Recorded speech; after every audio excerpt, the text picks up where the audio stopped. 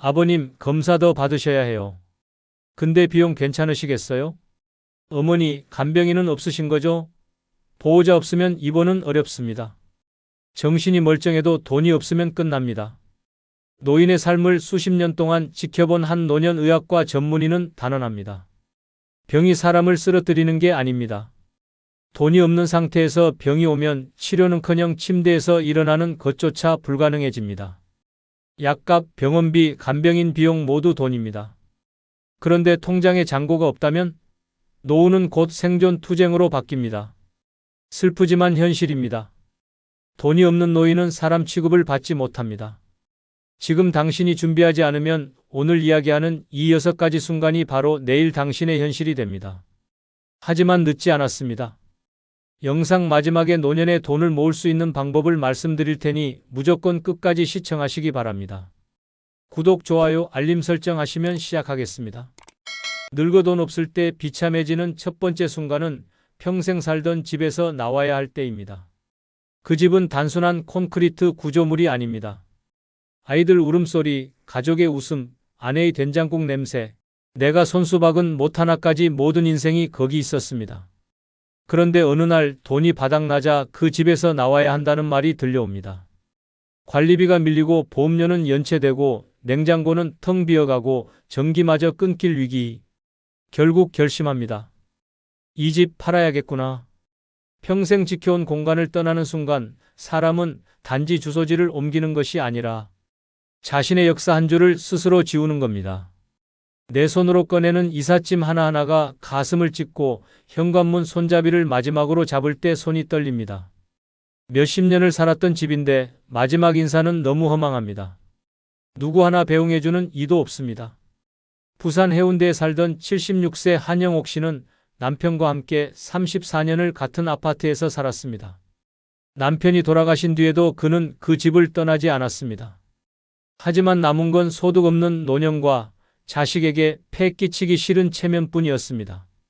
연금도 없고 사보험도 없던 그는 기초생활비로 겨우 연명했습니다.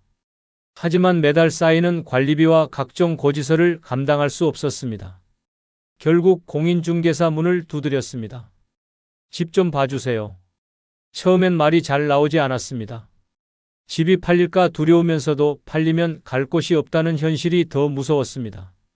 몇 주 후 집은 팔렸습니다. 그 돈으로 작은 원룸 보증금을 냈습니다. 욕실과 주방이 붙은 좁은 방, 창문은 도로를 향하고 있어 하루 종일 자동차 소리로 시끄러웠습니다. 그녀는 이삿날 밤 집 구석에 앉아 울었습니다. 아무도 나를 쫓아낸 게 아닌데도 이건 쫓겨난 거나 마찬가지야. 그날 이후 그녀는 거울을 보며 스스로를 다그쳤습니다. 이렇게 초라할 줄 알았으면 젊을 때 돈이라도 좀 아껴둘걸.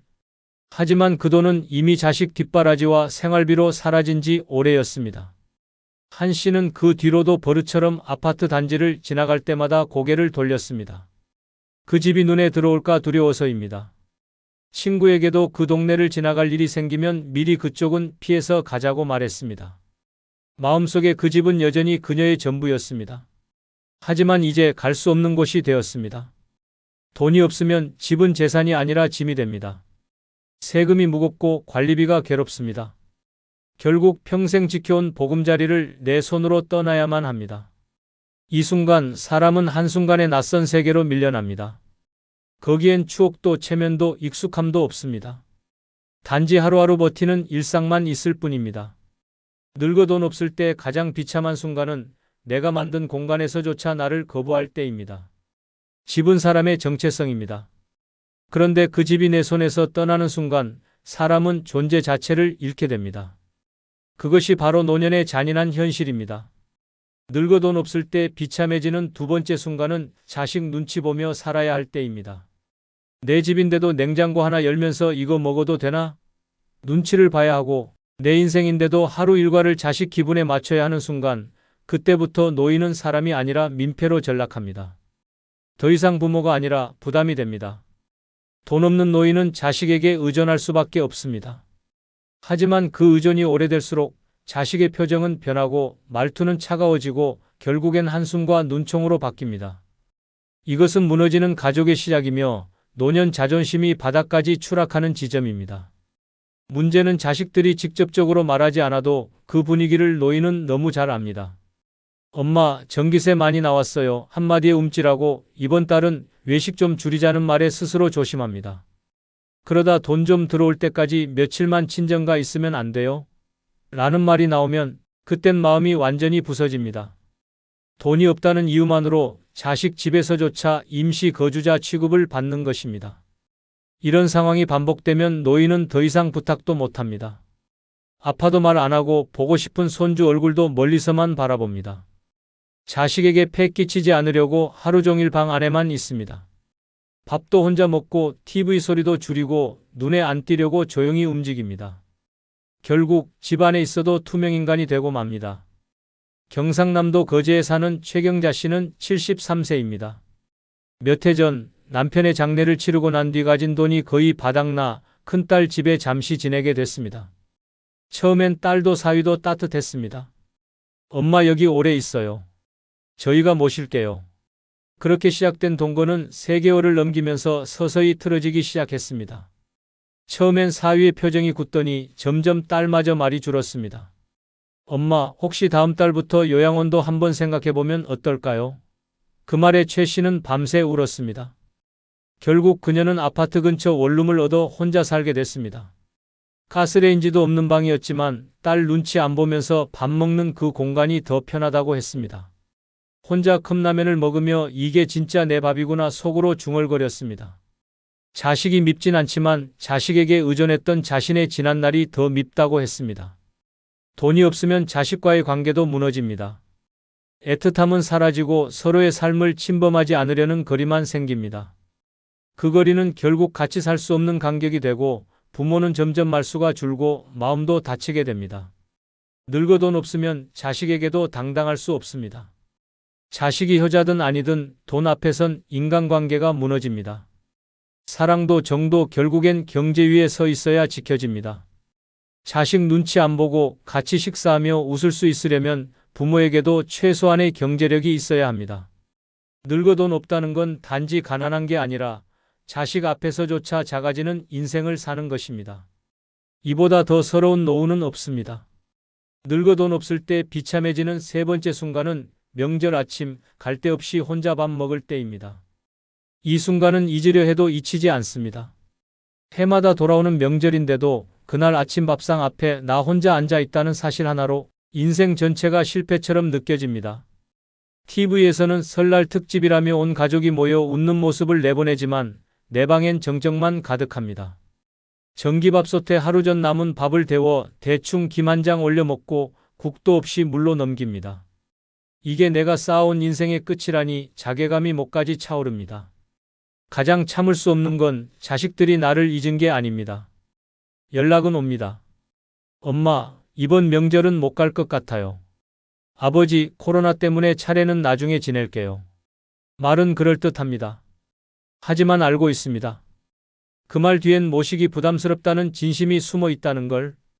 그런 문자를 받고도 괜찮다고 답장을 보낼 때 손이 떨립니다.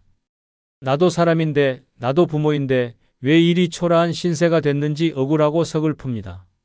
서울 마포구에 사는 정운택 씨는 올해 74입니다. 아내는 오래전 세상을 떠났고 아들은 수도권 외곽에서 살고 있습니다. 작년 설날 정 씨는 아침 일찍 차례상을 차릴 준비를 하다가 결국 포기했습니다. 재래시장에서 산 나물과 마른 반찬 몇 가지를 꺼내려다 뭐하러 이걸 차리나 하는 생각에 손을 놓았습니다. 전기포트에 물을 끓여 컵라면 하나에 계란을 깨놓고 혼자 먹었습니다.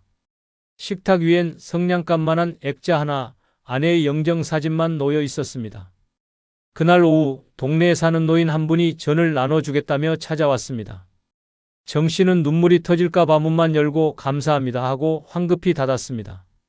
돌아서면서 그는 중얼거렸습니다. 이게 사람 사는 꼴인가? 그날 밤 정 씨는 TV도 끄고 불도 끈 채 불 꺼진 방에서 새벽까지 잠들지 못했습니다. 그는 이렇게 말했습니다. 살면서 제일 서러웠던 날이 그날이었다. 살아있다는 게 미안하더라.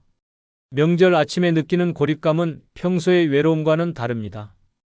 이웃집에서 들려오는 웃음소리, 엘리베이터에 실린 선물 상자들, 다 함께 찍은 가족 사진을 SNS에 올리는 자식들의 모습까지 모든 게 나만 빼놓고 돌아가는 것처럼 느껴집니다.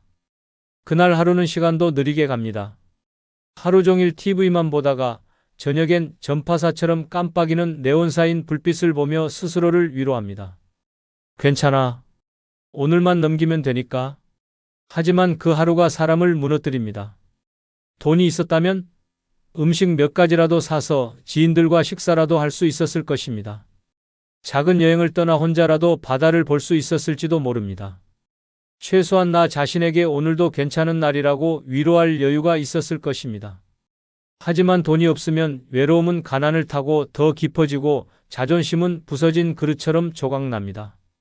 늙어 돈 없을 때 비참한 순간은 이렇게 명절 아침 고요한 방 안에서 찾아옵니다. 이때 느끼는 상실은 단지 자식이 안 온 데서 그치지 않습니다. 내가 이 세상에서 필요 없는 존재가 된 듯한 절망, 그것이 가장 깊은 상처입니다. 늙어 돈 없을 때 비참해지는 네 번째 순간은 병원비가 무서워 아픈 몸을 숨길 때입니다. 한번 솔직히 생각해 보십시오. 머리가 깨질 듯 아픈데 병원 갈 돈이 없어 그냥 누워 있어야 한다면 그 삶이 과연 사람다운 삶이라 할 수 있겠습니까? 늙어 돈 없다는 건 단순히 가난하다는 의미가 아닙니다. 그것은 내 몸이 아파도 손 한 번 못 쓰는 현실이고 기침 한 번 하면서도 눈치를 보며 살아야 하는 굴욕입니다. 병원은 돈 있는 사람이나 가는 곳이라는 말이 진짜처럼 들리는 순간 인간으로서의 존엄은 무너지고 맙니다. 진짜 지옥은 여기서부터입니다. 아파도 참아야 하고 참다 못해 약국에서 가장 싼 진통제만 찾게 됩니다. 병원에서 검사 받자고 해도 그냥 약만 주세요라며 고개를 젓습니다. 왜냐고요? 검사비, 진료비, 약값까지 더하면 하루 밥값이 날아가기 때문입니다. 심장이 두근거려도 허리가 끊어질 듯 아파도 돈 없으면 입 다물어야 합니다. 이게 현실입니다. 더 끔찍한 건 이런 삶이 반복되면 어느 순간 병 자체가 아니라 병원 갈 용기가 사라집니다. 불안해도 무시합니다. 몸이 망가져도 모른 척합니다. 그러다 쓰러지면 그땐 이미 늦습니다. 응급실에 실려가도 가족도 지인도 없는 그 방 안에서 그제서야 모든 게 무너졌다는 걸 깨닫게 됩니다. 충청북도 옥천에 사는 박영래 씨는 69의 허리 디스크로 쓰러졌습니다. 원래는 가벼운 통증이었습니다. 날씨가 추워지면 찌릿찌릿했지만 그는 병원에 가지 않았습니다. 한 번 가면 몇만 원은 깨진다며 참고 또 참았습니다. 연금도 없고 아내마저 몇 해 전 세상을 떠난 뒤 홀로 살다 보니 돈 나갈 일을 최대한 줄이는 게 그의 삶의 전부였습니다. 그러던 어느 날 설거지를 하다 물기 있는 바닥에 미끄러졌습니다.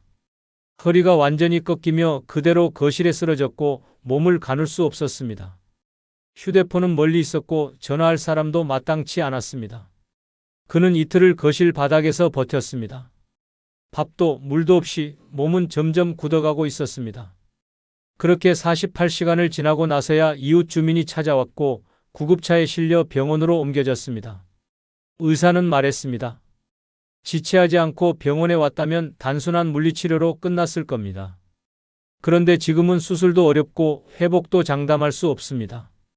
결국 박 씨는 휠체어를 타야 하는 신세가 됐습니다. 무엇이 박 씨의 인생을 망가뜨렸을까요? 병 자체가 아닙니다. 바로 돈이 없다는 이유로 병을 방치한 것이 그의 노후를 완전히 무너뜨렸습니다. 병원비는 단순한 숫자가 아닙니다. 늙은이의 용기와 자존심을 쥐락펴락하는 무기입니다. 돈 없으면 병도 눈치 보게 되고 병원도 외면하게 됩니다. 그리고 어느 순간 그 외면이 곧 인생의 끝이 됩니다. 지금도 누군가는 통증을 참으며 약 한 알로 하루를 버티며 내일을 기약하지 못한 채 잠듭니다. 이처럼 늙어 돈 없을 때 가장 비참한 순간은 아픈데도 병원 한 번만 편히 가지 못할 때입니다. 그 절망은 단순한 가난이 아닙니다. 삶 자체가 무너지는 절벽입니다. 늙어 돈 없을 때 비참해지는 다섯 번째 순간은 장례식이 두려워질 때입니다. 죽는 게 무서운 게 아닙니다. 죽고 난 뒤 내 장례를 치러줄 사람이 없다는 사실이 더 무섭습니다. 내관 하나 마련할 돈도 없고 상주가 될 자식도 없고 마지막 길을 함께 걸어줄 친구도 없다면 그 죽음은 인생 전체의 쓸쓸한 종결선입니다. 병이 깊어지면 사람은 준비를 시작합니다. 유언장을 쓰고 유품을 정리하고 장례식장을 알아봅니다. 하지만 돈이 없다면 그 준비조차도 사치가 됩니다. 이불을 덮고 누운 채 생각합니다. 내가 죽으면 누가 내 시신을 수습하지? 자식은 바쁠 텐데 혹시 연락이 안 닿으면 어쩌지? 그런 상상이 꼬리에 꼬리를 물고 결국엔 이릅니다. 차라리 조용히 사라지고 싶다. 인간은 죽음을 겁내는 게 아닙니다. 아무도 알아주지 않는 죽음을 두려워하는 것입니다. 강원도 정선에 사는 백일환 씨는 올해 77입니다. 최근 심장질환으로 병원에 자주 드나들다 문득 이런 생각이 들었다고 합니다. 내가 만약 내일 죽는다면 이 병원에 있는 누구라도 내 이름을 기억해 줄까? 자식들과는 오래전 연이 끊겼고 친구들은 모두 세상을 떠났습니다. 아파트 관리실에는 그를 조용한 어르신이라 부릅니다. 아무 일 없이 살았고 아무 사고 없이 늙어왔는데 그 마지막이 고요한 고독사가 될까봐 그는 요즘 잠이 오지 않습니다. 한 달 전 백 씨는 시청에 찾아가 조용히 묻습니다. 혹시 무연고 사망자 처리 절차가 어떻게 되는지 아십니까? 공무원이 놀라 물었습니다. 왜 그러세요? 아직 건강하신데요. 백 씨는 웃으며 대답했습니다. 그냥 미리 알아두려고요. 남에게 피해주면 안 되니까요. 그 말에 공무원은 한동안 말을 잇지 못했습니다. 그 후 백 씨는 인터넷으로 최저가 장례식장을 알아보았습니다. 관을 가장 저렴한 나무로 하고 절차도 간소화해서 치르는 방식. 그렇게 하면 장례비가 150만 원 정도로 줄어든다고 합니다. 하지만 그 돈조차도 지금 그의 통장엔 없습니다. 매달 30만 원이 채 안 되는 기초연금으로는 식비도 빠듯하기 때문입니다. 이제 그는 문득문득 죽지 않기 위해가 아니라 죽었을 때 민폐 안 끼치기 위해 더 조심합니다. 넘어지지 않으려 하고 외출도 줄입니다. 그 스스로 말합니다. 지금 나는 사는 게 아니라 조용히 사라질 준비를 하는 중입니다. 이 말이 농담처럼 들린다면 당신은 아직 돈의 공포를 모르는 것입니다. 늙어 돈 없을 때 가장 비참한 순간은 죽음마저 준비할 수 없을 때입니다. 생이 끝나도 존엄은 지키고 싶습니다. 누구나 마지막 순간엔 누군가 곁에 있어 주길 바랍니다. 하지만 돈이 없다면 그 작은 바람조차 사치가 됩니다. 내 인생의 마침표를 남손에 맡겨야 하는 삶, 그 순간보다 서러운 건 없습니다. 살아도 외롭고 죽어도 외로운 것. 이것이 돈 없는 노인의 마지막 그림자입니다. 늙어 돈 없을 때 비참해지는 6번째 순간은 가고 싶은 데 있어도 한 푼이 없어 주저앉을 때입니다. 날씨는 맑고 햇살은 따뜻합니다. 벚꽃이 흐드러지게 핀 공원, 가족들이 삼삼오오 모여 도시락을 펼치고 연인들은 셀카를 찍으며 웃고 있습니다. 나도 저기 가고 싶습니다. 단지 버스 한 번, 입장료 몇천 원, 따뜻한 커피 한 잔이면 될 것 같지만 통장을 열어보는 순간 그 마음은 그대로 접힙니다. 이 나이에 돈 없다고 나들이 한 번을 포기하는 현실? 이보다 더 자존심 상하고 비참한 순간이 또 있을까요? 노인은 말합니다. 나이가 많아서 안 가는 게 아니라 돈이 없어서 안 가는 겁니다.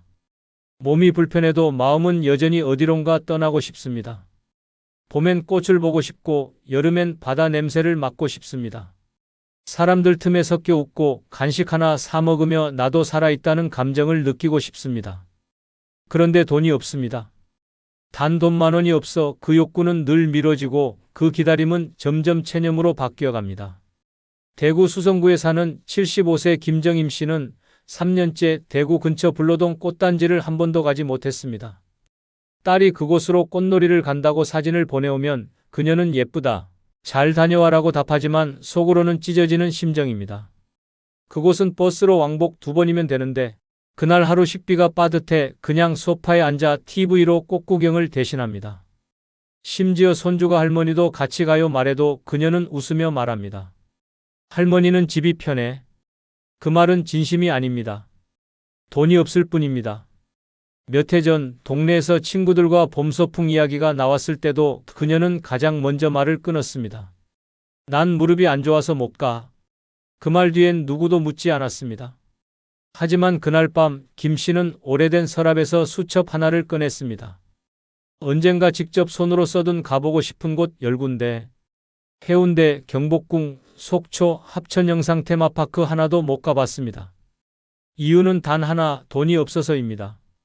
누구는 말합니다. 마음만 있으면 어디든 갈 수 있어요. 그건 젊은 사람의 말입니다. 나이 들어 버스 갈아타는 것도 힘든데 주차비, 입장료, 간식비까지 계산하면 하루 외출은 큰 부담입니다. 돈이 없으면 삶의 선택권이 없습니다.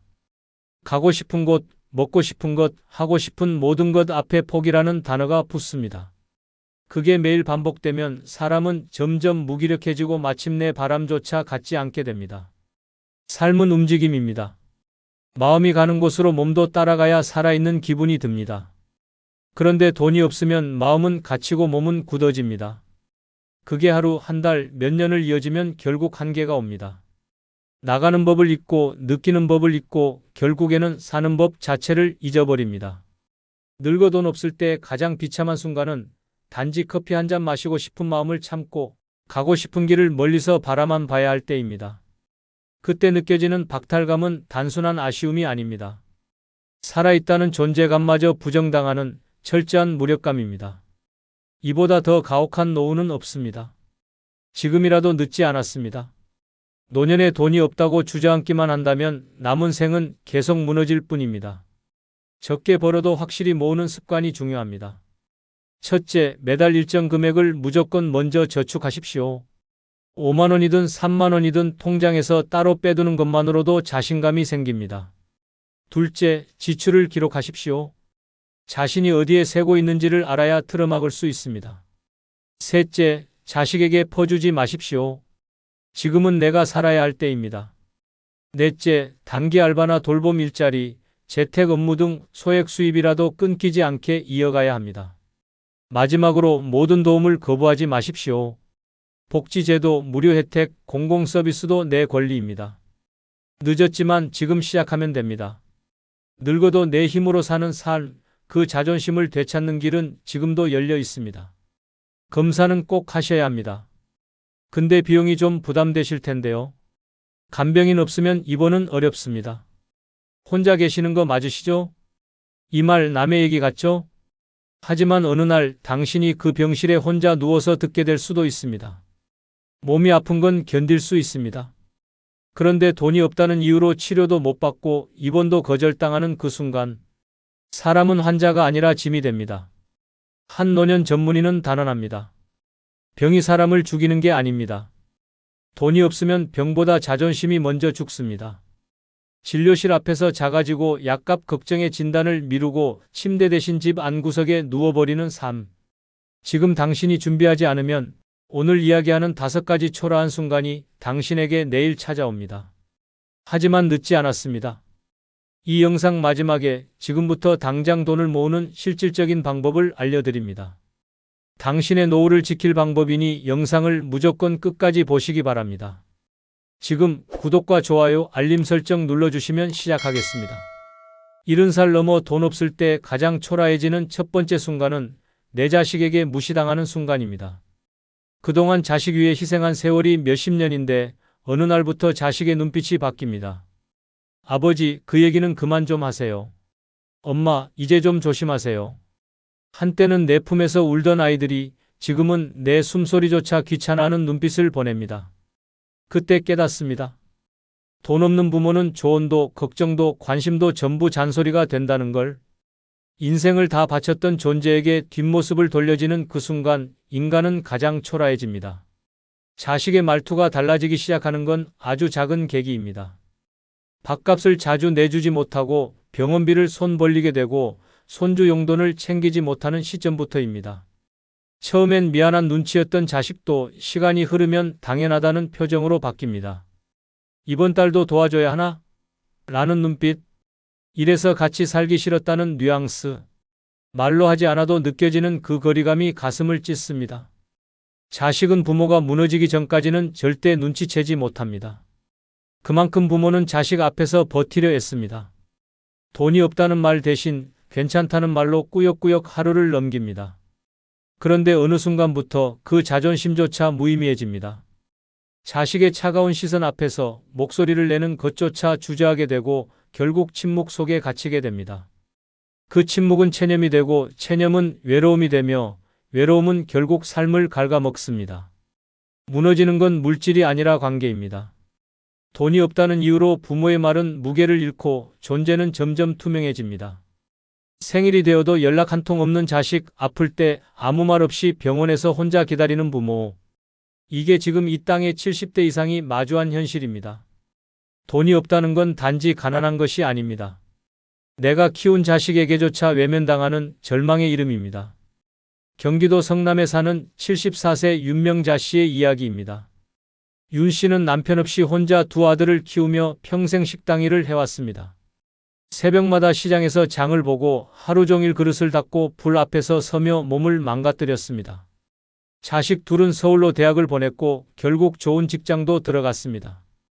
윤 씨는 그게 인생의 보람이라 생각했습니다. 그래서 가진 걸 다 내줬습니다. 전세금 보태주고 결혼 비용도 도와줬습니다.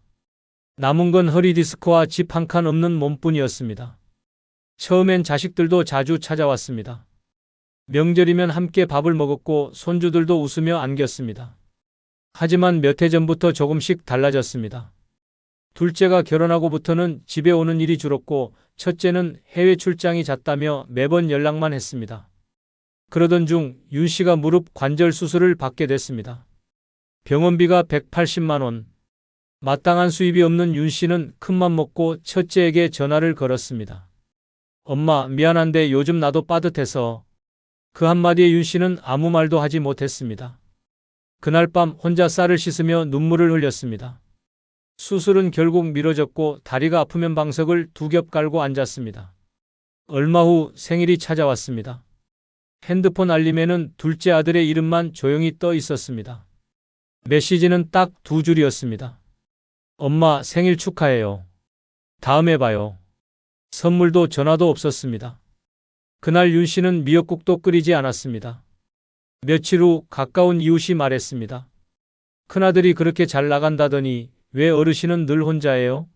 그 말에 윤 씨는 웃으며 말했습니다. 바빠서 그렇죠. 다 바빠요. 그러나 밤에 돌아와 베개에 얼굴을 묻고 속삭였습니다. 내가 너희를 그렇게 키웠니? 이후 윤 씨는 스스로 말했습니다. 자식에게 바라는 건 이제 없다. 다만 내가 돈이 조금만 있었더라면 저렇게까지는 안 됐을 거다. 손주 생일에도 축하 메시지만 보내고 친구가 밥 한 끼 사준다 해도 아니야. 나 오늘은 집에서 쉬어야겠다며 피합니다. 자식에게조차 작아진 자신이 너무 싫어서입니다. 이 사례는 말해줍니다. 자식은 늙은 부모를 외면하지 않습니다.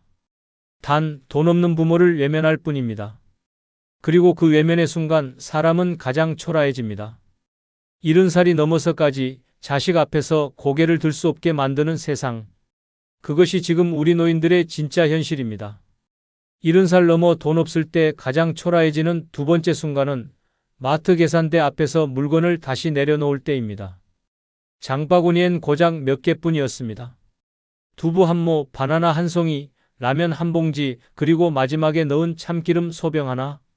참기름은 요즘 식욕이 떨어져 밥에 몇 방울만 떨어뜨려도 고소한 냄새에 숟가락이 간다는 이야기를 듣고 한참을 망설이다 넣은 것이었습니다. 계산대에 물건을 올려놓고 카드 단말기를 보려던 순간 계산원이 말합니다. 총 17,800원입니다. 그 짧은 한마디에 머릿속이 하얘졌습니다. 지갑 속에는 연금 들어오기 전에 남겨둔 마지막 15,000원이 있었습니다. 2,800원이 모자란다. 손은 이미 지갑으로 향했지만 생각보다 오래 머뭇거렸습니다. 뒤에 줄 선 사람들이 하나둘 시선을 주기 시작합니다. 계산원은 무표정하게 다시 물었습니다. 결제 도와드릴까요? 그 순간 마치 전신이 투명하게 드러난 기분이었습니다. 이 사람 돈이 부족하구나. 그 눈빛이 너무도 뻔히 읽혔습니다. 아, 죄송한데 참기름은 빼주세요. 그 말을 꺼내는 순간 입안에서 말이 아닌 자존심이 으깨졌습니다. 손수 장바구니에 담아놓고 기분 좋게 고른 물건이 이제는 나한테 과분한 사치처럼 느껴졌습니다. 참기름병은 다시 직원의 손에 들려 바구니 밖으로 나갔고 계산은 13,800원으로 줄었습니다. 결제를 마치고 영수증을 받아들었지만 손끝은 차갑고 마음은 더 시렸습니다. 그 병 하나, 그 몇천 원이 그렇게 나를 작게 만들 줄 몰랐습니다. 부산 동래구에 사는 75세 박정임 씨의 이야기입니다. 박 씨는 매주 수요일 오전이면 근처 할인마트에 장을 보러 갑니다. 꼭 필요한 것만 산다는 원칙을 세워두고 장바구니에는 메모지를 넣고 갑니다.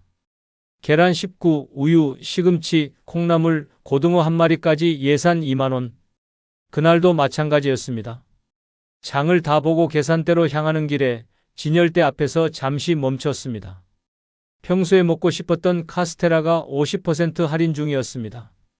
1,200원. 오늘은 내 생일이니까 이 정도는 괜찮겠지. 그렇게 장바구니에 조용히 하나를 더 담았습니다. 하지만 계산대 앞에 섰을 때 총액은 예상보다 1,400원이 초과됐습니다. 박 씨는 아무 말 없이 손을 뻗어 카스테라를 집었습니다. 그리고 작게 말했습니다. 이건 빼주세요. 계산원은 조용히 물건을 빼고 다시 계산했고 박 씨는 마트를 나서며 스스로를 다그쳤습니다. 왜 쓸데없이 그런 걸 집었니? 생일이고 뭐고 그깟 빵 하나가 뭐라고. 집으로 돌아와 장바구니를 정리하고 나서 박 씨는 식탁 앞에 앉아 물을 마셨습니다.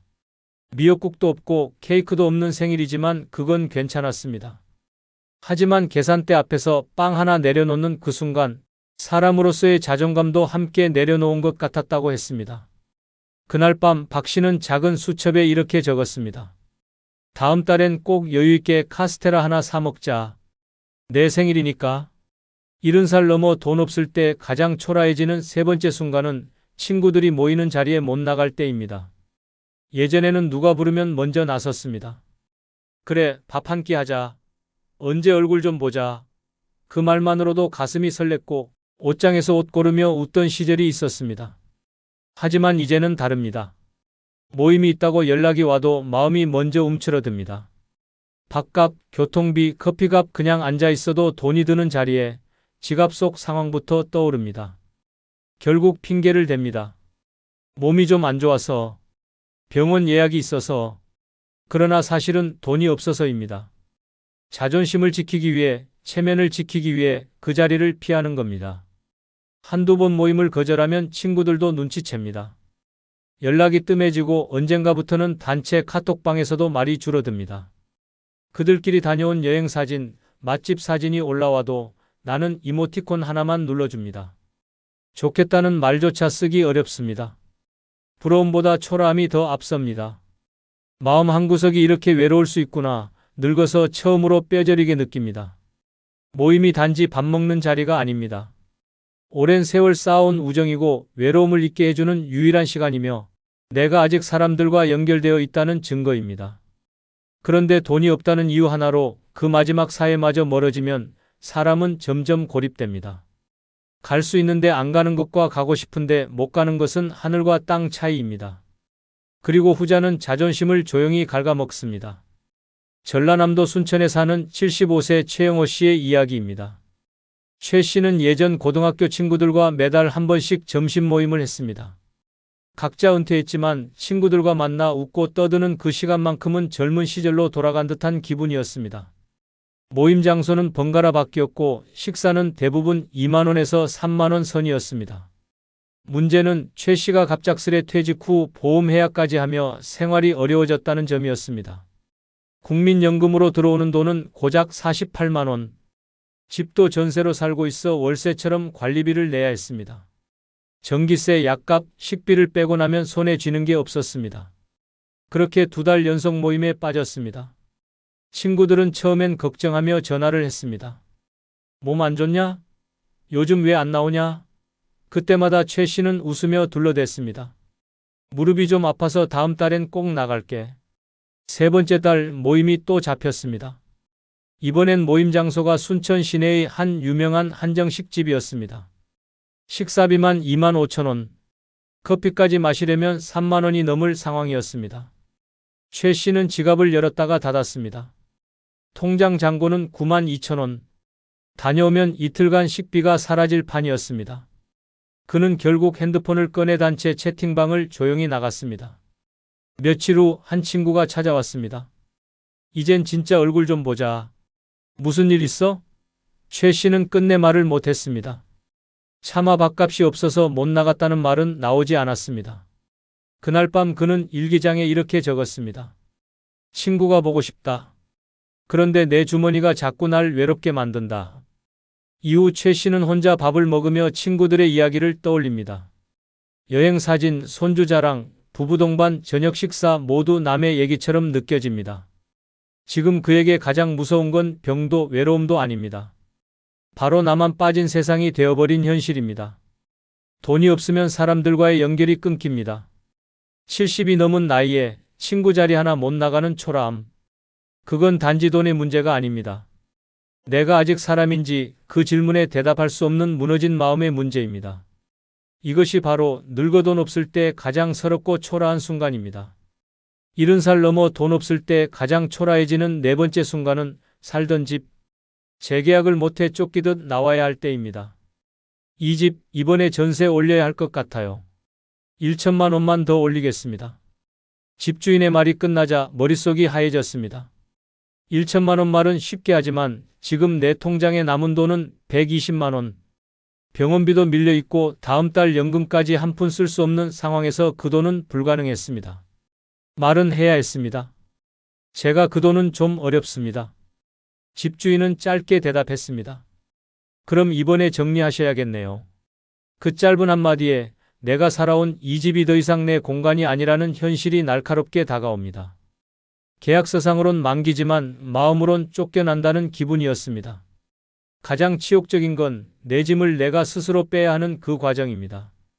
장판을 걷고 오래된 가구를 폐기물로 내놓고 택배 상자에 생필품을 꾸역꾸역 쑤셔 넣는 순간 그 안에는 내 지난 세월, 눈물, 시간까지 담겨 있었습니다.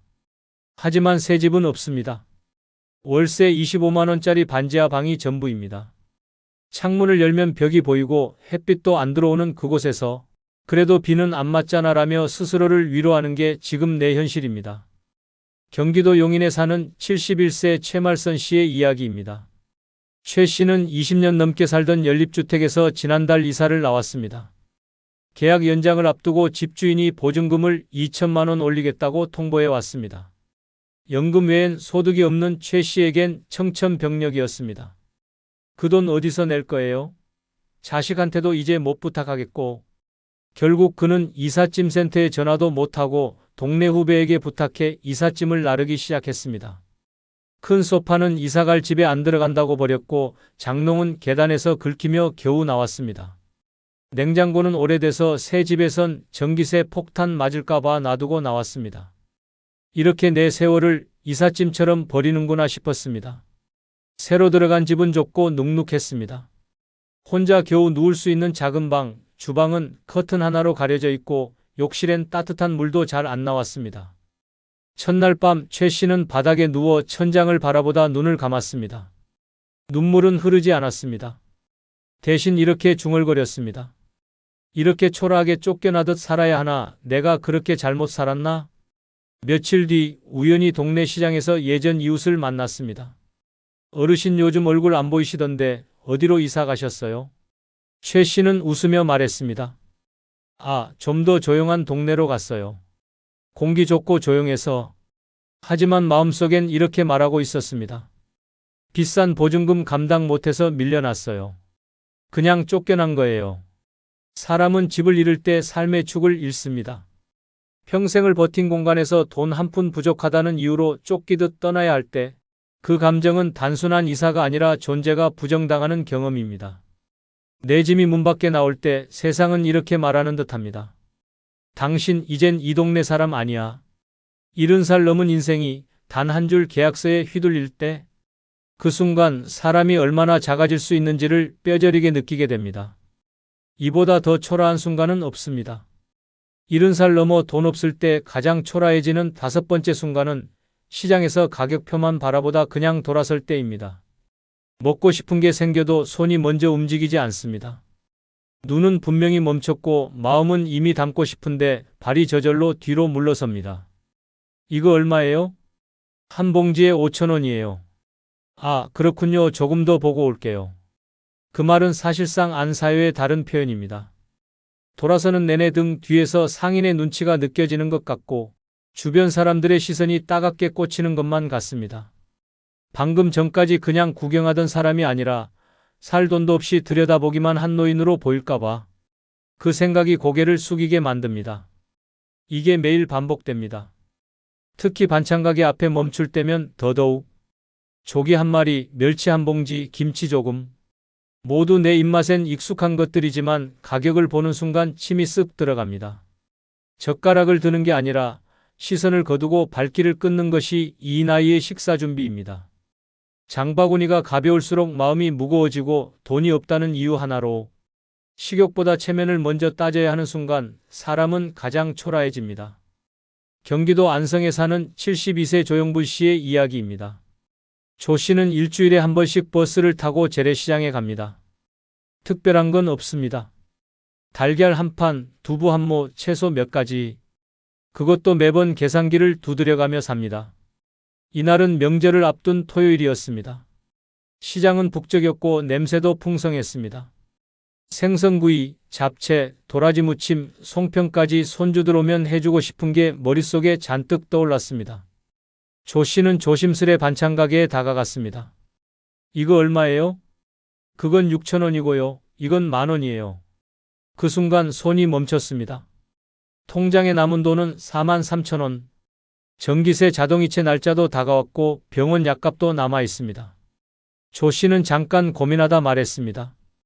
아, 잠깐만요. 가방에 돈 좀 그냥 조금 더 보고 올게요. 그러고는 고개를 숙인 채 돌아섰습니다. 걸어 나오며 손에 쥐어진 건 아무것도 없었습니다. 단지 머릿속엔 아까 본 그 도라지 무침의 반짝이는 윤기만 계속 맴돌았습니다. 집에 돌아와 냉장고 문을 열었을 때 남은 반찬은 깍두기 몇 조각뿐이었습니다. 조 씨는 물 한 컵을 꺼내 마시고 마른 김으로 밥을 비볐습니다. 식탁에 앉아 조용히 혼잣말을 했습니다. 그깟 반찬 하나 못 사면서 뭘 그렇게 보고 있었니? 그날 밤 조 씨는 오랜만에 텔레비전을 켰습니다.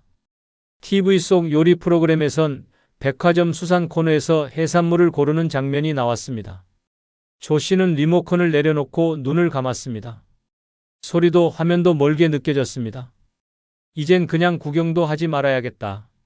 시장에서 손이 가지 않는 이유는 정말 단순합니다. 사고 싶은데 살 수 없어서. 그 현실을 매번 마주하는 순간 사람은 작아집니다. 거울을 보면 괜찮아 보이지만 시장 한복판에서 멈칫하는 내 모습은 한없이 초라해 보입니다. 살 돈도 없으면서 괜히 가격표만 들여다본 자신이 가장 부끄럽습니다. 그리고 그 순간 세상이 나를 향해 말하는 것 같습니다. 이젠 사지 말고 그냥 지나가세요. 그렇게 우리는 시장에서 단돈 몇천 원 앞에서 사람으로서의 선택할 자격을 잃어갑니다. 노년에 돈을 모으려면 가장 먼저 해야 할 일은 자식에게 증여하지 않는 것입니다. 집을 물려주거나 현금을 미리 나눠주는 순간 내 삶의 안전망은 사라집니다. 애들이 잘해주겠지라는 기대는 현실에서 배신으로 돌아오기 쉽습니다. 내 이름으로 된 재산, 내 통장에서 나가는 돈은 끝까지 내가 쥐고 있어야 노후를 지킬 수 있습니다. 두 번째로 절대해서는 안 될 일은 지인에게 돈을 빌려주는 것입니다. 오랜 인연도 돈 앞에서는 무너집니다. 노년에 꺼낸 돈은 돌아올 확률이 낮고 돈을 빌려준 후 연락 끊기는 일은 생각보다 흔합니다. 친하다고 믿는 순간 통장이 비는 겁니다. 세 번째는 노년에 돈을 모으려면 가장 먼저 쓸 돈을 줄이는 것이 아니라 쓸 이유를 없애는 것부터 시작해야 합니다. 즉, 소비의 유혹과 감정 지출을 차단하는 것이 핵심입니다. 외로워서 사는 커피, 무료에서 켜두는 유료 채널, 습관처럼 나가는 소액 결제들. 이런 감정 소비가 가장 무섭습니다. 그걸 멈추는 순간 생각보다 많은 돈이 남습니다. 다음으로 중요한 건 정해진 돈 안에서 사는 연습입니다. 수입보다 지출이 많으면 답이 없습니다. 마지막으로 돈을 모으는 가장 큰 무기는 혼자 결정하는 습관입니다. 다른 사람의 눈치도 부탁도 체면도 고려하지 말고 나 중심의 소비 판단을 하십시오. 돈은 버는 것보다 안 쓰는 게 더 어렵지만 노년에 필요한 건 작은 저축이 주는 살아갈 자신감입니다. 그걸 지키는 순간 인생은 다시 일어섭니다. 애쓰며 사는 사람은 박수 받을지 몰라도 결국 병상에 먼저 눕습니다.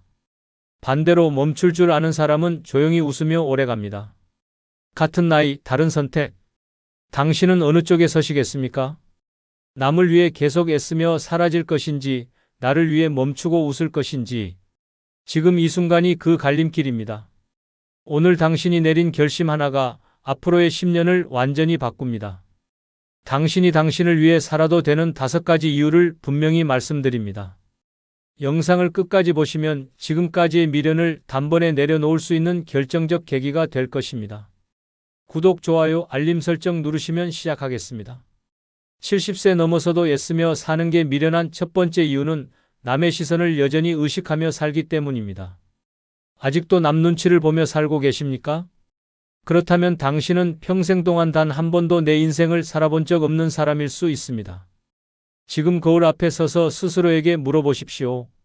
지금 입고 있는 이 옷, 내가 좋아서 입은 건가요? 아니면 남들 보기에 괜찮아 보일까 봐 고른 겁니까? 오늘 하루를 어떻게 보냈는지, 내가 진심으로 즐거웠는지, 아니면 괜찮은 노인처럼 보이기 위해 그렇게 움직인 겁니까? 충격적이지만 대답은 이미 당신 마음속에 있습니다. 70이 넘은 지금도 어른답게 보여야지, 체면은 지켜야지, 남들이 뭐라 하지 않게 해야지 하며 하루를 소모하고 있다면 그건 인생이 아니라 연기입니다. 그것도 박수받지 못하는 슬픈 독백극입니다. 웃긴 건 그 남들이 사실은 당신에게 전혀 관심도 없다는 사실입니다. 젊었을 땐 그래도 사회생활이라는 이유라도 있었지요. 하지만 지금은 다릅니다. 당신이 어떤 옷을 입고 다니든, 무슨 밥을 먹든, 어디를 가든 누가 당신을 그렇게까지 신경 씁니까? 그런데도 우리는 이 옷 입으면 촌스럽다고 할까? 봐, 혼자 밥 먹는 모습 보면 쓸쓸해 보일까 봐, 혼자 영화 보면 불쌍하게 보일까 봐 스스로를 가둡니다. 더 끔찍한 건 그 시선의 감옥이 어느 순간 몸에 배어버린다는 것입니다. 식당에 들어가도 창가 자리는 피하고, 시장에서도 말을 아끼고, 모임에서는 조용히 앉아 있다가 분위기 흐릴까 봐 웃음 지으며 따라 웃는 것. 그 모든 순간이 사실은 남의 눈 때문입니다. 노년의 가장 큰 불행은 고독이 아니라 자기 자신을 끝까지 숨기고 살아가는 것입니다. 당신의 표정, 당신의 말투, 당신의 취향, 그 모든 게 아직도 남 기준에 맞춰져 있다면 도대체 언제쯤 당신은 진짜 나로 살아보겠습니까? 이쯤에서 하나 짚고 갑시다. 당신을 흉보는 그 사람들, 당신이 아무리 체면을 차려도 결국 흉보는 사람들입니다. 당신이 무릎이 아파도 억지로 외출하는 걸 본다 한들 정말 의지가 대단하셔요라고 존경합니까? 아닙니다. 돌아서면 아휴, 이제 그만 좀 하지라고 말하는 게 현실입니다. 그런데도 왜 아직도 그들의 말 한 줄에 흔들리고 그들의 눈빛 하나에 위축됩니까? 지금 이 순간부터라도 당신의 삶을 완전히 바꾸십시오. 다른 사람의 기준으로 살지 마십시오. 가고 싶은 곳이면 혼자라도 가고, 하고 싶은 취미면 지금 당장 시작하고, 입고 싶은 옷이면 그 자리에서 사십시오. 누가 뭐라 하든 그건 그들의 시선이지 당신의 삶이 아닙니다. 서울 은평구에 사는 76세 고정심 씨는 예전엔 모임에 갈 때마다 옷장 앞에서 1시간씩 서 있었습니다. 촌스럽게 보일까봐, 살 빠졌단 소리 듣고 싶어서 화장도 하고 하이힐도 꺼내 신고 입가에 웃음까지 억지로 만들었습니다. 하지만 모임에 다녀오면 마음은 더 허해졌습니다. 진짜 대화도 없었고 서로의 안부보다 서로의 외모와 자식 자랑이 가득한 자리였기 때문입니다. 그렇게 몇 년을 보낸 뒤 어느 날 고 씨는 거울 앞에 선 자신에게 말했습니다. 나는 오늘부터 나답게 살겠다. 그 후로 고 씨는 짧은 스포츠 머리를 하고 다녔고 시장에서 고무신도 직접 골랐습니다. 화장 대신 선크림만 바르고 지하철도 편하게 탔습니다.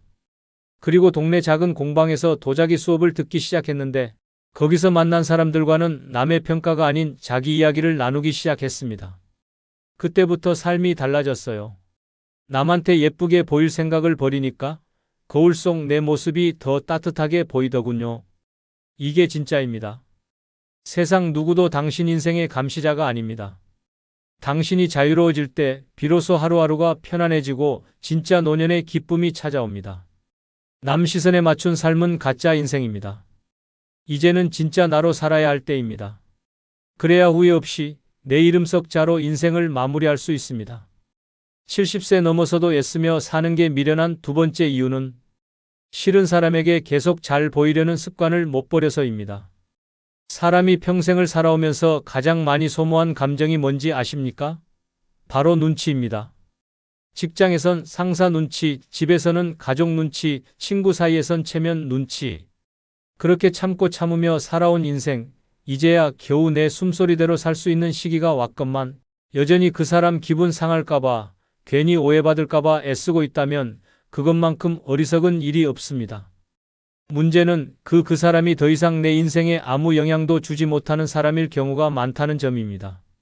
이미 마음속으로는 멀어진 관계, 더는 보고 싶지도 않은 사람인데도 아직도 예의라는 이름으로 좋은 사람으로 보이고 싶다는 허상으로 자신을 짓누르고 있다면 그건 남을 위한 삶이 아니라 자기 파괴에 가까운 것입니다.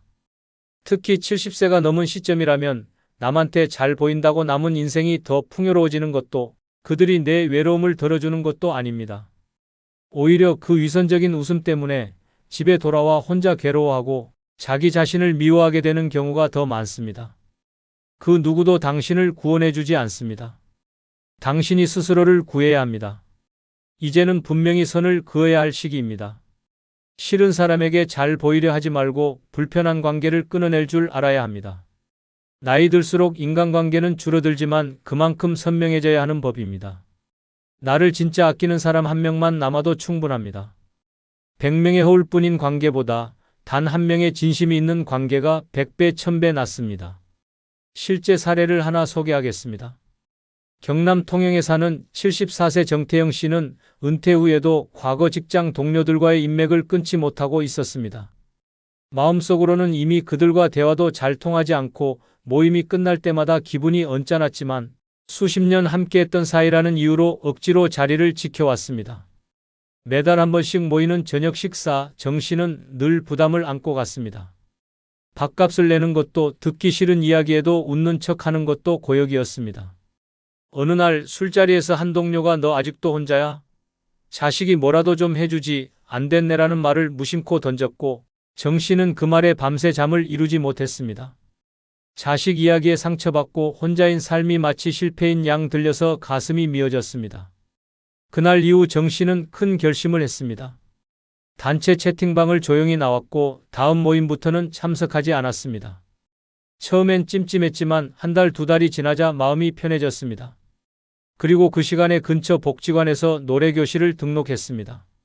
새로운 사람들과 웃고 이야기하며 노래를 부르고 간식도 나누는 시간이 더 따뜻하게 느껴졌습니다. 자리를 뜨면서 오늘도 웃었다는 말을 스스로에게 할 수 있는 날이 점점 많아졌습니다. 정 씨는 요즘 말합니다. 예전엔 싫은 사람한테 괜히 잘 보이려고 애썼어요. 내가 외로워질까봐. 근데 아니더군요. 정작 외로운 건 진짜 마음 털어놓을 사람 없이 가식으로 살아갈 때였습니다. 그의 말처럼 진짜 미련한 건 사람이 줄어드는 것이 아니라 불편한 사람과 억지로 관계를 이어가는 것입니다. 70이 넘었다면 이제 그만 애쓰고 내 마음 하나 지키는 쪽으로 방향을 바꿔야 할 때입니다. 그래야 인생 후반이 비로소 내 것이 됩니다. 70세 넘어서도 애쓰며 사는 게 미련한 세 번째 이유는 자식에게 여전히 미련을 두고 기대기 때문입니다. 자식이 전부라 믿었습니까? 그 아이가 잘 되길 바라는 마음으로 평생을 바쳤다면 그건 분명 부모로서 위대한 삶이었습니다. 하지만 지금 그 대가를 받고 있습니까? 늦은 밤 문득 울리는 전화벨 소리에 심장이 철렁하고 병원 진료 후 돌아가는 길에 누구라도 함께 있었으면 싶었다면 이제는 인정해야 합니다. 자식은 당신 인생의 중심이 아니며 그들은 자신의 세계에서 충분히 바쁘고 당신 없이도 잘 살아가고 있습니다. 충격적이지만 사실입니다. 지금 당신이 전화하지 않으면 그들은 연락하지 않습니다. 당신이 먼저 찾아가지 않으면 그들은 오지 않습니다. 명절에도 생일에도 기껏해야 단체 문자 하나 띄고 오는 시대입니다. 그런데도 우리는 자꾸만 그래도 자식이니까라는 말로 스스로를 속입니다. 그 말은 이제 위안이 아니라 독입니다. 가장 미련한 건 이미 떠난 기대에 여전히 매달리는 노인의 눈빛입니다. 매달 자식 얼굴을 보고 싶어서 기다리며 용돈 한 푼 줄까 싶어 마음 졸이고 아프다는 말 꺼내면 부담 느낄까 입을 다무는 삶. 그게 과연 존엄입니까? 자식도 부담스럽고 부모도 외로운 관계. 그건 이미 깨진 그릇에 물을 채우려는 것과 같습니다. 자식이 잘 되면 기쁘지만 그건 그들의 삶입니다. 내 삶의 목적이 되어선 안 됩니다. 더 이상은 얘가 언제 오려나 다음 주는 전화 오겠지 하며 한 주 한 달을 허비하지 마십시오. 자식이 아닌 나를 중심으로 삶을 다시 설계해야 합니다. 누군가는 말합니다. 부모가 자식을 놓는 순간 비로소 삶이 시작된다고. 그 말은 냉정하지만 진실입니다. 자식에게 기대지 않는 삶은 외로운 것이 아니라 진짜 자유입니다. 언제부터인가 우리에게 자유란 사치가 되었습니다. 자식의 말 한마디, 눈치 한 줄에 일희일비하며 기분을 맡기는 노년. 그게 과연 내가 꿈꾸던 마지막 인생입니까? 이제는 내려놔야 할 때입니다. 그 아이의 성공이 당신의 성공이 아니고 그 아이의 냉정함이 당신의 실패도 아닙니다. 자식은 키우는 것이지 기댈 언덕이 아닙니다. 더는 바라지 마세요. 대신 혼자서 먹는 따뜻한 밥 한 끼, 마음 맞는 친구와의 수다, 내 두 발로 걸을 수 있는 건강을 더 귀하게 여기셔야 합니다. 진짜 인생은 자식이 떠난 자리에서 시작됩니다. 자식이 나를 찾지 않는다고 슬퍼하지 마십시오.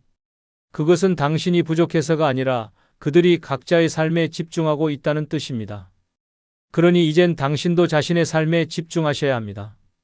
누구 눈치도 보지 말고 누구에게도 의지하지 않는 삶. 그것이 진짜 품위 있는 노년입니다. 여전히 자식만 바라보고 사십니까? 그렇다면 지금 그 눈을 돌리십시오. 내 얼굴, 내 건강, 내 기분을 먼저 챙기십시오. 그렇게 하루하루 쌓은 시간들이 당신의 남은 인생을 바꿔줍니다. 늦지 않았습니다. 지금이라도 시작하셔야 합니다. 다시 한번 말합니다. 70세 넘어서도 자식에게 기대며 사는 삶은 가장 고통스럽고 외로운 미련입니다. 지금 그 끈을 끊는 순간 당신은 처음으로 온전한 나로 살아가게 될 것입니다. 70세 넘어서도 애쓰며 사는 게 미련한 네 번째 이유는 아직도 돈을 쥐고만 있으면서 제대로 써보지 못했기 때문입니다. 죽을 때까지 아끼다 결국 병원비로 다 쓰고 가는 삶. 그게 당신이 바란 노후입니까?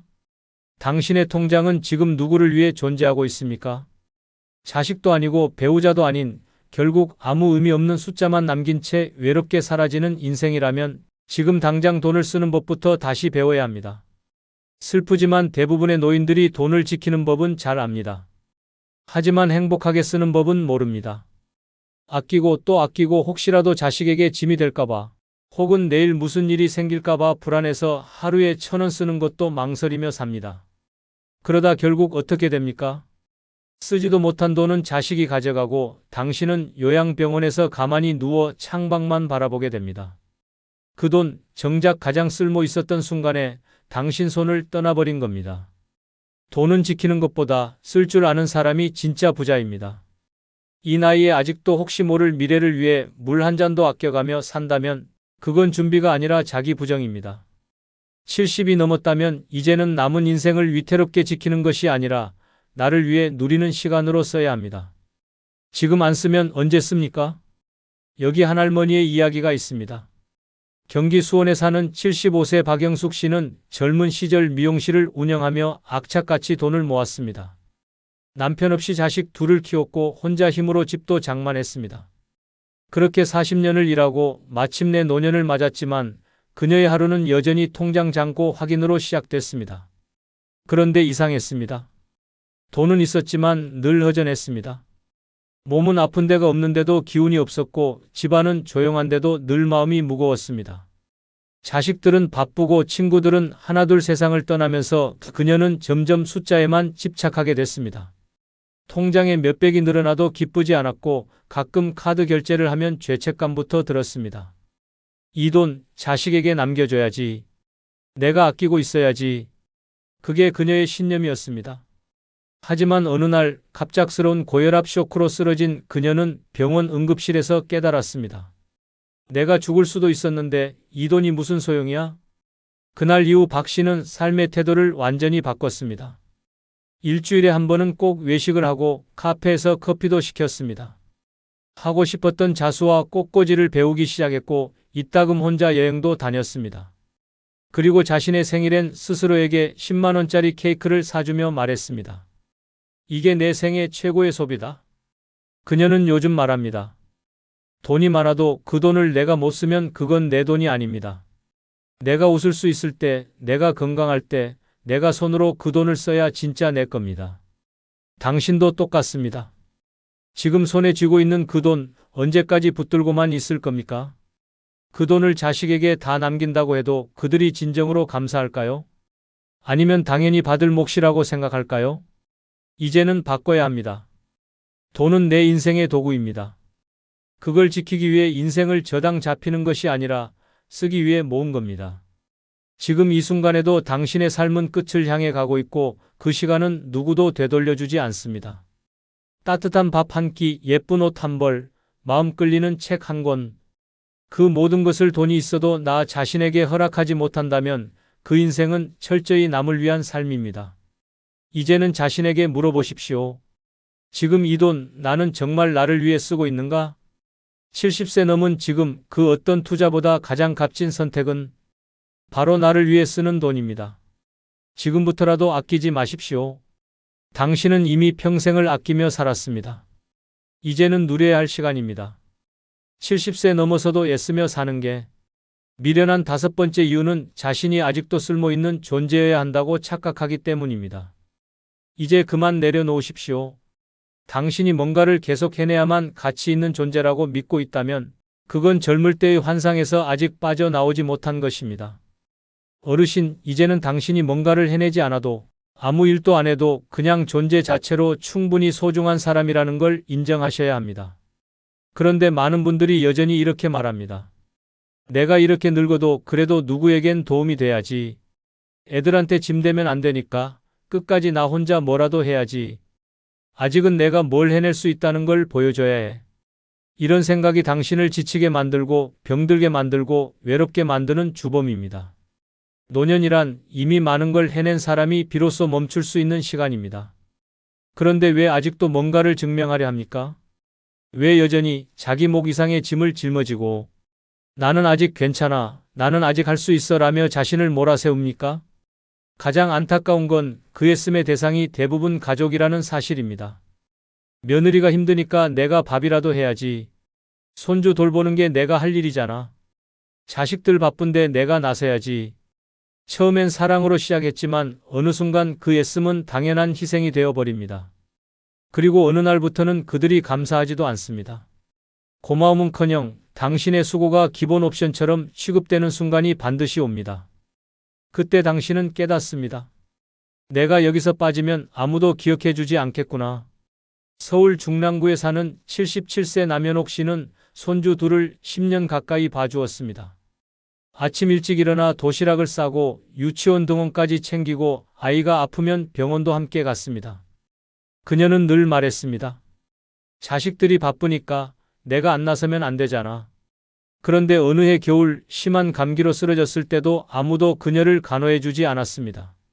며느리는 시어머니가 감기쯤이야 뭐라며 병원에 데려가지 않았고 아들은 일 때문에 바쁘다며 전화 한 통으로 안부를 대신했습니다.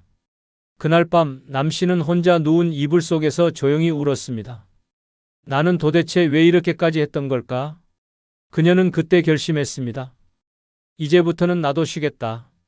손주 돌보기를 멈췄고 저녁 도시락 대신 자신을 위한 따뜻한 밥상을 차리기 시작했습니다. 그 돈과 시간을 모아 동네 요가 교실에도 나가고 매주 수요일은 연극 동호회에서 대사를 외우며 웃음을 되찾았습니다. 남 씨는 말합니다. 그동안 내가 너무 바보처럼 살았어요. 누가 해달라고 하지도 않았는데 괜히 나 스스로가 쓸모 있어야만 한다고 믿고 있었던 거죠. 이게 핵심입니다. 노인은 쓸모 없어도 됩니다. 아니, 정확히 말하면 쓸모를 내려놓을 수 있는 사람이 진짜 어른입니다. 세상이 원하는 역할에서 벗어나 이제는 나 자신으로 존재할 수 있는 사람이 되어야 합니다. 그게 노년의 자유입니다. 그동안 당신은 이미 충분히 쓸모 있었습니다. 자식을 키웠고 일도 했고 가족을 지켰습니다. 이제는 멈추고 쉬어야 할 차례입니다. 더 이상 증명하려 들지 마십시오. 당신은 이미 증명된 사람입니다. 이제는 당신을 위한 시간을 보내야 합니다. 아무것도 하지 않아도 그냥 살아있다는 것만으로 충분히 의미 있는 시기. 그것이 바로 노년입니다. 세상에 뭔가를 더 하지 않아도 괜찮습니다. 오히려 그 해야 한다는 강박이 당신을 더 외롭게, 더 병들게 만듭니다. 지금 그 짐을 내려놓으십시오. 그리고 처음으로 아무것도 하지 않아도 되는 평화로운 삶을 받아들이십시오. 그게 미련 없는 노년의 첫걸음입니다. 이렇게까지 살아왔는데 왜 아직도 마음이 허전합니까? 왜 누군가에게 잘 보이려고 했던 그날 밤 돌아와서 눈물이 났습니까? 왜 다 해줬던 자식이 연락 없을 때 가슴이 텅 빈 듯 아팠습니까? 그건 당신이 누구보다 성실했기 때문이 아니라 누구보다 외롭게 살아왔기 때문입니다.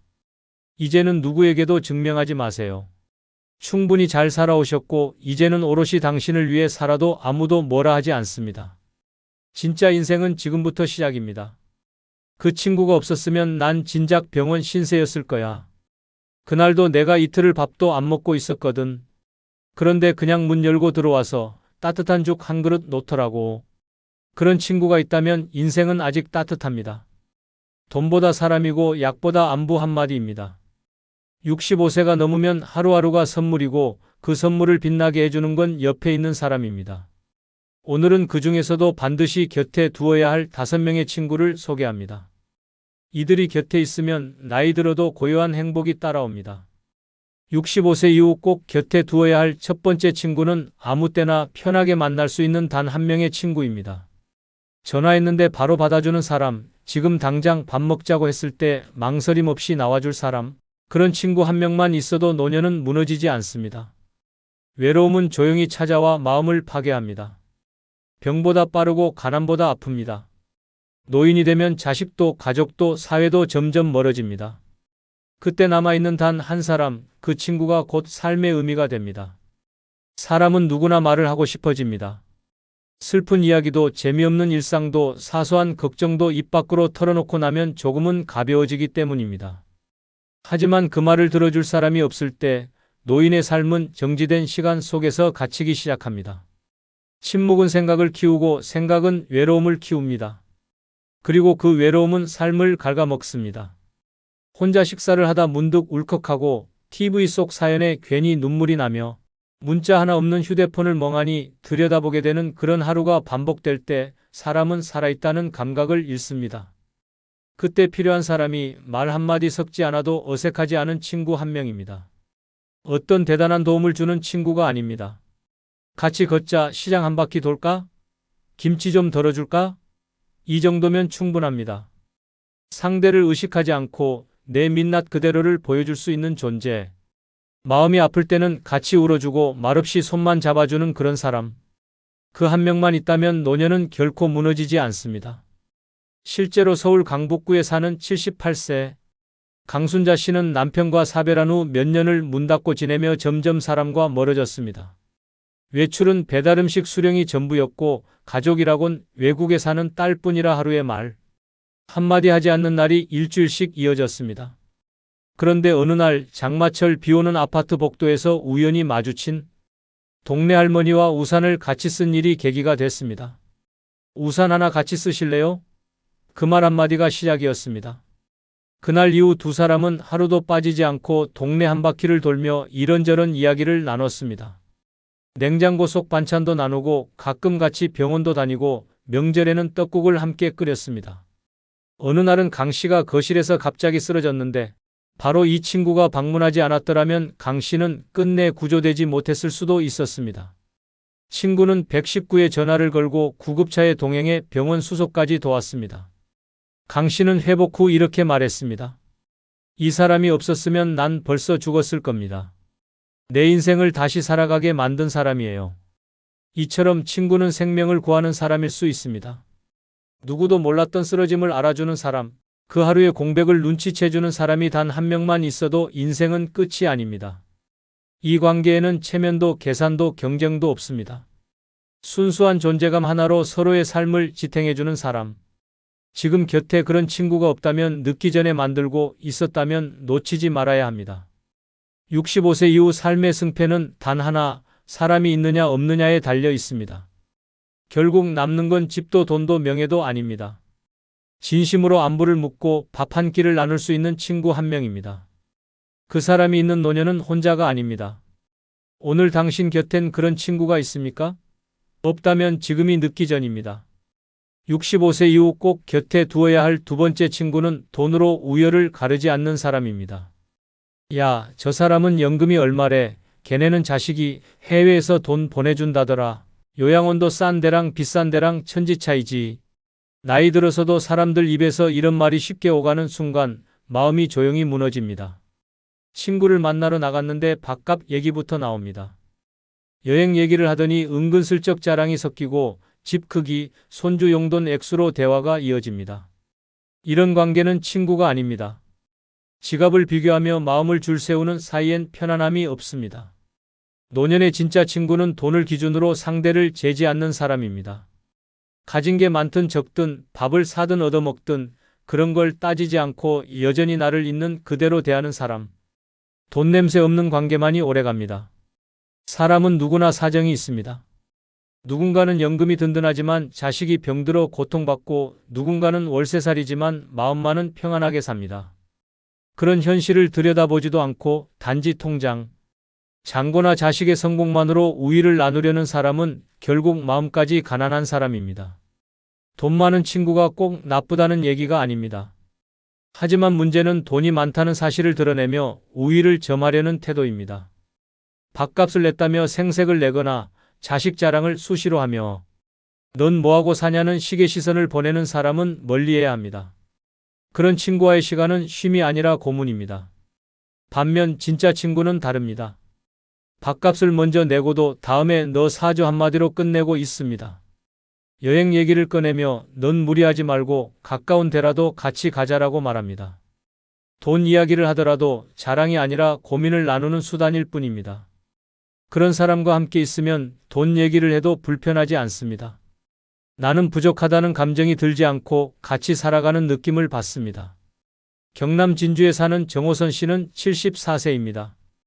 젊을 때 무역업으로 꽤 성공했지만 IMF 때 모든 걸 잃고 지금은 조그마한 임대 아파트에서 혼자 지냅니다. 그런 정 씨에겐 고등학교 동창인 박영태 씨가 있습니다. 박 씨는 서울 강남에서 부동산을 하다 여유 있는 노후를 보내고 있는데 놀라운 건 그 둘이 매주 한 번씩 서로 번갈아가며 만나 단골 백반집에서 밥을 먹는다는 점입니다. 백반 가격은 8,000원, 박 씨가 낼 때도 있고 정 씨가 낼 때도 있습니다. 한 번은 정 씨가 이런 말을 했습니다. 영태는 돈이 많아도 나한텐 전혀 그런 티를 안 낸다. 오히려 나보다 더 검소하다. 우리 둘이 50년 넘게 친구로 지낼 수 있는 이유는 그 친구가 한 번도 나를 돈으로 판단한 적이 없기 때문이지. 실제로 박 씨는 명절에도 정 씨를 먼저 챙기고 소소한 선물도 항상 같이 나눈다는 마음으로 보낸다고 합니다.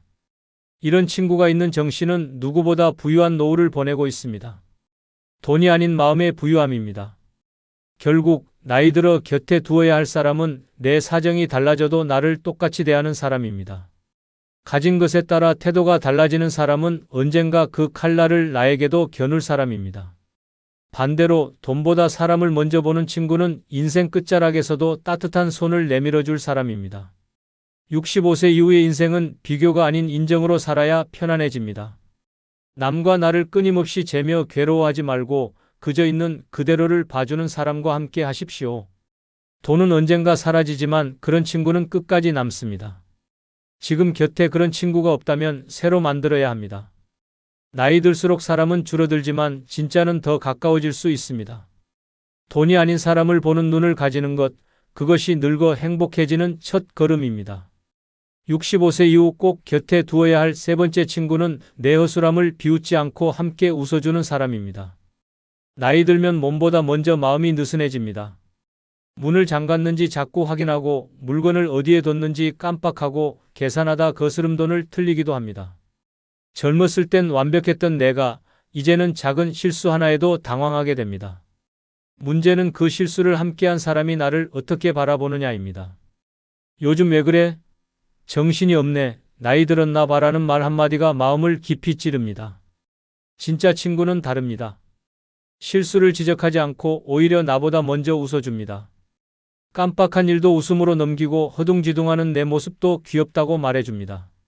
내가 나를 미워하지 않게 만들어주는 사람, 그 사람이 있어야 나이 들어도 주눅 들지 않고 유쾌하게 늙어갈 수 있습니다. 나이 들면 모든 게 느려지고 부족해집니다.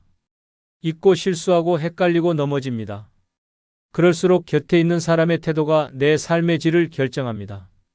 비웃고 면박 주는 사람과 함께하면 점점 입을 닫게 되고 결국 혼자 있으려 하게 됩니다. 반대로 허술한 나를 따뜻하게 웃으며 받아주는 사람이 곁에 있다면 인생은 마지막까지 부드럽게 흘러갑니다. 그 친구와 있으면 실수가 부담이 아니라 또 하나의 추억이 됩니다. 대화의 소재가 되고 시간이 지나 그땐 그랬지 하며 되새길 수 있는 따뜻한 기억이 됩니다.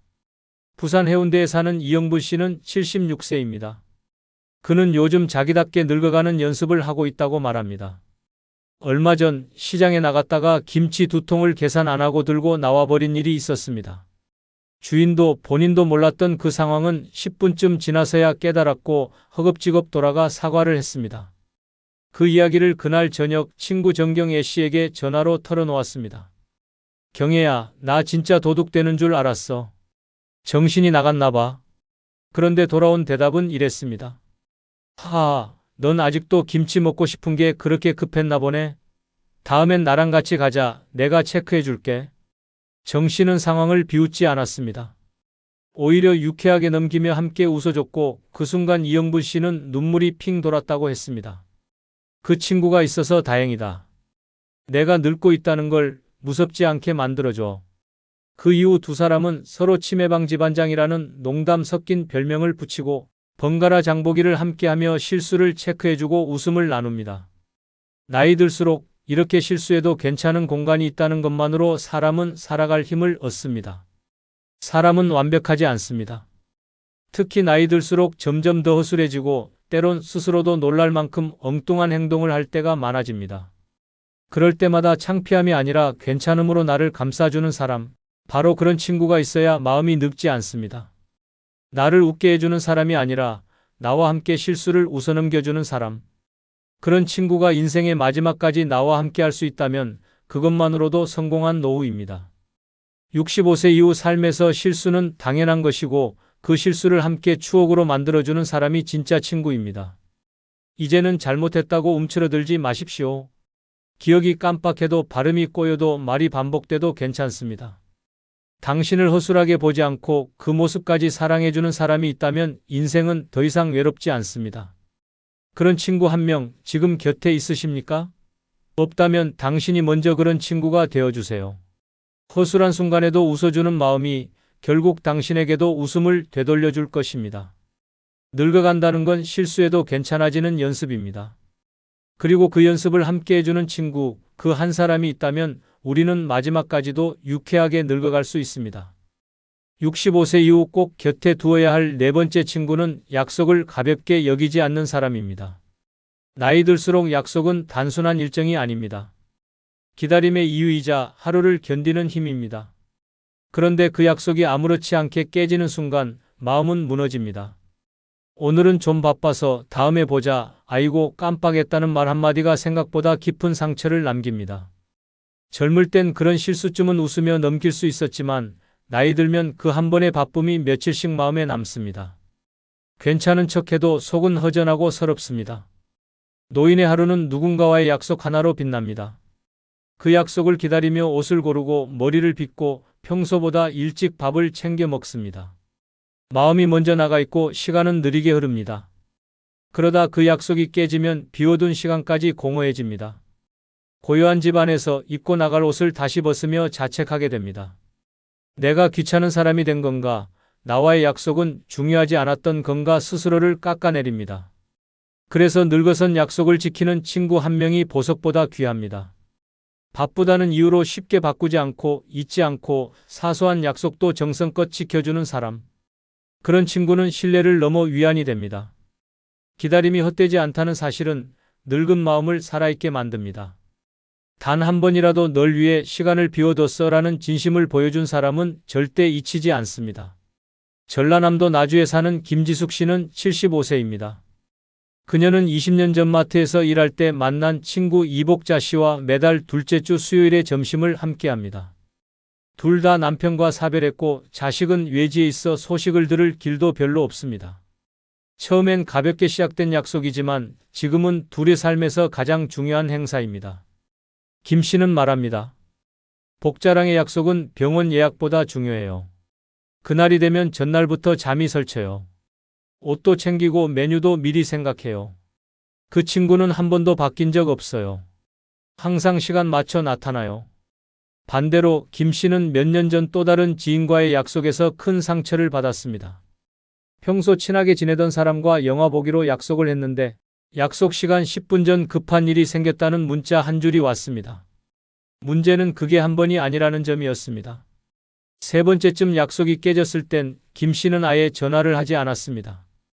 그 사람은 바쁜 거고 나는 그냥 심심한 노인네였던 거죠. 그렇게 인연은 끝났습니다. 친구는 꼭 오래된 사람일 필요 없습니다. 내 시간을 소중하게 여겨주는 사람이 진짜 친구입니다. 늦게 생긴 인연이어도 작고 단순한 약속도 성실히 지켜주는 사람. 이런 사람과 함께 있으면 늙어도 존중받고 있다고 느낄 수 있습니다. 나이 들어 허름한 몸보다 더 아픈 건 나를 대하는 가벼운 태도입니다. 늙어서 마음이 단단해지는 줄 아십니까? 아닙니다. 오히려 더 섬세해지고 더 쉽게 상처받습니다. 특히 나와의 약속이 가벼웠다는 느낌은 그 사람에 대한 실망으로 끝나지 않습니다. 자기 존재에 대한 의심으로 이어집니다. 나는 중요하지 않은 존재구나 하는 생각은 노인을 점점 침묵하게 만듭니다. 그런 상처가 쌓이면 어느 순간 모든 관계를 끊고 혼자 살아가려 합니다. 그것이 고립이고 결국 외로움의 시작입니다. 65세 이후는 약속을 지키는 사람이 곁에 있는가 아닌가로 삶의 질이 달라집니다. 기다리는 사람이 있다는 건 살아있다는 증거이고 누군가와의 약속을 기대하는 마음은 곧 삶의 동력입니다. 지금 당신 주변에 그런 친구가 있습니까? 약속을 미루지 않고 지켜주고 바쁘단 핑계를 대지 않는 사람. 만약 없다면 당신이 먼저 그런 친구가 되어야 합니다. 약속이란 건 시간이 아니라 마음입니다. 나이 들어도 서로를 귀하게 여기는 관계는 단 한 번의 약속 지킴에서 시작됩니다. 그렇게 지켜낸 작은 신뢰가 노년의 외로움을 막아주는 울타리가 됩니다. 그래서 오늘도 기다립니다. 나와의 약속을 소중하게 여겨주는 단 한 사람을. 65세 이후 꼭 곁에 두어야 할 다섯 번째 친구는 혼자 있을 때 먼저 찾아와주는 사람입니다. 그 사람은 꼭 내가 혼자일 때 나타납니다. 이상하게도 외로움이 깊을 때 조용히 문을 두드려줍니다. 이런 친구가 단 한 명이라도 있다면 인생 끝자락이 결코 쓸쓸하지 않습니다. 나이 들어 가장 무서운 건 병도 가난도 아닙니다. 누군가와 함께 있고 싶은데 아무도 내게 연락하지 않는 그 적막함입니다. 낮에는 소음 속에 묻히지만 해가 지고 방 안에 불을 켤 때 비로소 나 혼자라는 사실이 선명해집니다. 그 고요함이 때로는 무섭고 때로는 견디기 힘든 외로움으로 다가옵니다. 가끔은 그냥 누군가의 발자국 소리라도 들리고 싶고 문자가 울리는 소리 하나에도 마음이 흔들립니다. 하지만 대부분의 사람들은 바쁩니다. 친구들도 가족도 각자의 삶에 갇혀 나의 존재를 잠시 잊습니다. 그래서 그때 어떻게 지내? 라고 먼저 안부를 물어주는 사람이 있다면 그건 단순한 연락이 아니라 마음을 살리는 생명의 줄입니다. 서울 은평구에 사는 80세 노정자 씨는 남편과 사별한 뒤 홀로 된 시간이 벌써 12년째입니다. 자식들도 외국에서 살고 있어 명절에도 전화를 받지 못하는 날이 있습니다. 어느 해 겨울 설날 당일에 전화를 기다리며 전기장판을 켜고 하루 종일 누워 있었는데 전화 한 통 울리지 않았습니다. 그날 밤 정자 씨는 눈물이 저절로 흘렀다고 말합니다. 그런데 바로 다음 날 초인종이 울렸습니다. 동네에서 친하게 지내던 교회 친구 김말순 씨가 떡국 한 그릇을 들고 찾아온 겁니다. 어제 혼자셨죠? 그냥 느낌이 그랬어요. 나라도 와야 할 것 같아서. 말순 씨는 거창한 말을 하지 않았습니다. 그저 함께 앉아 밥을 먹고 TV를 보다 돌아갔습니다. 하지만 정자 씨는 말합니다. 그날 그 사람이 안 왔으면 난 아마 며칠 동안 방에서 나오지 않았을 거예요. 사람 마음이란 게 그렇더라고요. 먼저 찾아와주는 그 발걸음 하나가 며칠치의 우울을 날려줘요. 노년의 외로움은 표현되지 않는 순간에 깊어집니다. 누구에게도 말하지 못하고 누구에게도 기대지 못할 때 그 조용한 고립은 점점 사람을 병들게 합니다. 그래서 요즘 조용하네? 한번 얼굴 보자는 말 한마디가 눈물 나도록 고맙게 느껴집니다. 함께 있을 때보다 혼자일 때 곁에 있어주는 사람이 진짜 내 사람입니다. 반면 젊었을 때는 잘 어울리던 친구도 시간이 지나면 연락이 끊깁니다. 명절에만 형식적으로 안부를 묻고 내가 먼저 연락하지 않으면 찾지 않는 사람들. 그런 관계는 남아있어도 소용없습니다. 오히려 혼자라는 느낌만 더 선명하게 해줄 뿐입니다. 보고 싶어서 왔어라는 이유로 문을 열고 들어오는 사람은 삶을 위로하는 존재입니다. 늙어서는 그런 친구 한 명이 곧 가족이고 희망이고 의미입니다. 65세 이후의 삶은 기다림의 연속입니다. 병원 예약날을 기다리고 약국 영업시간을 기다리고 가끔은 자식의 연락을 기다립니다. 그런데 그 기다림 속에 예상치 못한 친구의 방문이 끼어들면 인생 전체가 따뜻해집니다. 그냥 와주는 사람, 아무 이유 없이 얼굴 한번 보러 와주는 사람. 그 사람이 있어야 내 삶도 계속 움직입니다. 이제는 내가 먼저 찾지 않아도 내가 조용할 때 기척을 내줄 사람이 필요합니다. 혼자 있는 시간은 피할 수 없습니다. 하지만 그 시간을 외롭지 않게 해주는 사람은 기억 속에 찾아오지 않고 현실 속에서 문을 두드리는 사람입니다. 당신에게 그런 사람이 있습니까? 없다면 당신이 먼저 그런 친구가 되어야 합니다. 외로움은 어쩌면 막을 수 없는 감정일지 모릅니다. 하지만 누군가가 가만히 곁에 있어주면 그 외로움은 견딜 만한 그늘이 됩니다. 노년은 결국 누가 나를 조용히 찾아와 주는가에 달려 있습니다. 그 사람 한 명이 있다면 삶은 더 이상 고립이 아니라 연결입니다. 그리고 그 연결이야말로 늙은 인생을 따뜻하게 만들어주는 유일한 온기입니다.